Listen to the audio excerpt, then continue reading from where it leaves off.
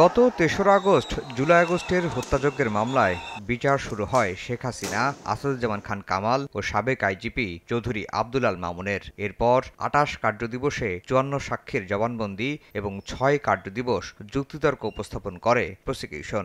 শেখ হাসিনা ও কামালের পক্ষে ৩ দিনের যুক্তিতর্ক উপস্থাপন করা হয়, যা শেষ হয় বুধবার।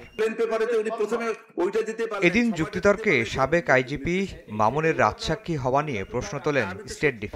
বলেন, দায় থেকে বাঁচতেই এই পথ বেছে নিয়েছেন তিনি। উনি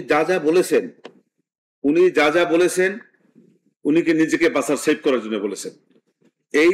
এই ওনার বলার যে সমস্ত অভিযোগ অন্যদের উপরে এনেছেন, এই মর্মে ওনার সঙ্গে প্যারালাল করে কোনো সাক্ষী নাই। অতএব যেহেতু ওনার সঙ্গে প্যারালাল করে কোনো সাক্ষী নাই, অতএব সেই সাক্ষীকে আমি ডিসএগ্রি করছি। আন্দোলন দমনে শেখ হাসিনা মারণাস্ত্র ব্যবহারের নির্দেশ দেননি। হাসিনা কামালের বিরুদ্ধে কোনো অভিযোগই প্রসিকিউশন প্রমাণ করতে পারেনি বলেও দাবি করেন ট্রাইব্যুনাল নিযুক্ত আইনজীবী। আমার আসামি বিরুদ্ধে সমস্ত চার্জ গঠিত হয়েছে, সেই চার্জে তারা দণ্ডিত হওয়ার মতো উপযুক্ত নয় এবং সাক্ষ্য প্রমাণে রাষ্ট্রপক্ষ তাদের সন্দেহাতীতভাবে প্রমাণ করতে পারে নাই।